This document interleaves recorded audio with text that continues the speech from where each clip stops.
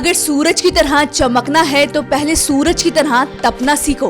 ये एक सिर्फ आदर्श बातें नहीं बल्कि एक जीवन का पूरा सच है। वो शख्स जो सूरज की तरह तपा भी और चमका भी, वो शख्स साधारण भी है और महान भी। एक साधारण परिवार में जन्मा वो लड़का गरीबी की आंच में तपकर पेपर बेचकर पढ़ाई करने वाला साधारण बालक दुनिया में मिसाइल मैन के नाम से जाना गया। अब आप समझ गए होंगे कि हम बात कर रहे हैं भारत रत्न एपीजे अब्दुल कलाम की, जिनकी जीवनी ही दुनिया को एक सीख देता है। हम उनके जीवन के कुछ अनकहे पन्नों को आपको बताएंगे। अब्दुल कलाम का जन्म 15 अक्टूबर 1931 को तमिलनाडु के रामेश्वरम में एक मध्यम वर्गीय मुस्लिम अंसार परिवार में हुआ था। पिता नाविक का काम करते थे और ज्यादा पढ़े लिखे भी नहीं थे। वो मछुआरों को नाव किराए पर देते थे। अब्दुल कलाम का बचपन गरीबी और संघर्षों से गुजरा था। 5 भाई और 5 बहनों के परिवार को चलाने के लिए उनके पिता को काफी मशक्कत करनी पड़ती थी।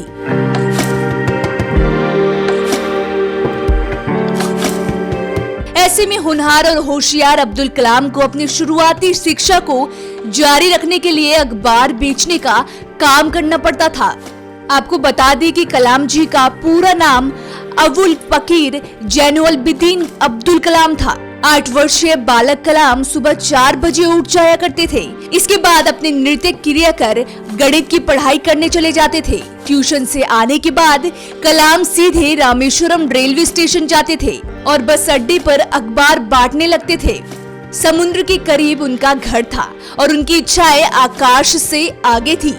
वो अपने पूरे जीवन काल में खुद में समुद्र की गहराई समेटे रहे और आकाश से आगे के रहस्य जानने की अपनी इच्छा को भी पूरा किया। उनका जीवन खुद में ही एक पाठशाला है।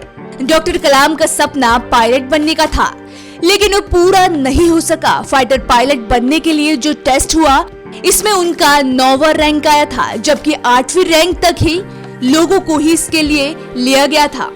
ये वो पल था जब उनको बहुत निराशा हुई, लेकिन उन्होंने इस निराशा को अपने ऊपर हावी नहीं होने दिया और वैज्ञानिक बनने की ठान ली।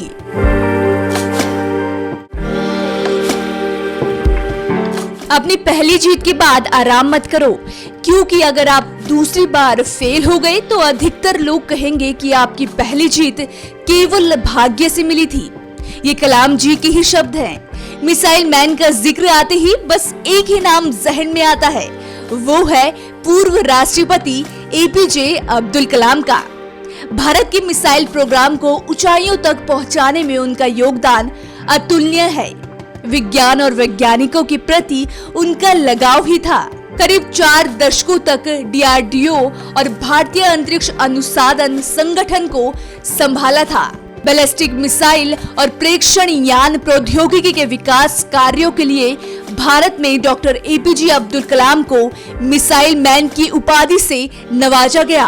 त्रिशूल, पृथ्वी, अग्नि जैसी मिसाइलों को बनाया है और उन्हें कई पुरस्कारों से नवाजा जा चुका है और भारत रत्न उनमें से ही एक है। साल 2002 में एपीजे अब्दुल कलाम ने भारी मतों से राष्ट्रपति चुनाव जीता। राष्ट्रपति के रूप में उनका कार्यकाल 25 जुलाई 2002 से 25 जुलाई 2007 तक रहा।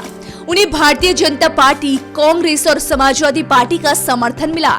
उनके लिए ये एक आसान जीत थी और वो देश के 11वें राष्ट्रपति बने। आखिरी दिनों में उनके स्वभाव का एक किस्सा सामने आता जो उनके शालीनता को बताता है।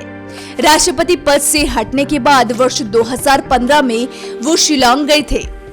यहाँ पर उन्हें लेक्चर देना था। उनके इस काफिले में सबसे आगे गाड़ी पर एक जवान हाथ में राइफल लिए चल रहा था। कलाम ने लंबे समय तक सुरक्षा में खड़े इस जवान को वायरलेस से मैसेज भेजा कि वो बैठ जाए, लेकिन जवान ने ये कहते हुए उनका अनुरोध ठुकरा दिया कि उनकी सुरक्षा की जिम्मेदारी उस पर है, लिहाजा वो इसको नहीं मान सकता। इस बात से कलाम जवान के इस कदर मुरीद हुए कि उन्होंने उस जवान को अपने रूम में बुलाया और कहा, थैंक यू बडी। ये उस जवान के लिए किसी भी अनमोल तोहफे से कम नहीं था। कलाम को 27 जुलाई को IIM शिलांग में क्रेडिट ए लिवेबल प्लेनेट पर लेक्चर देना था। इसी लेक्चर को देते हुए वो गिर पड़े थे, जिसके बाद उन्हें अस्पताल ले जाया गया। वहां पर उन्हें मृत घोषित कर दिया था, लेकिन उनकी बातें और उनके विचार हमेशा से हमारे दिलों में जिंदा रहेंगे।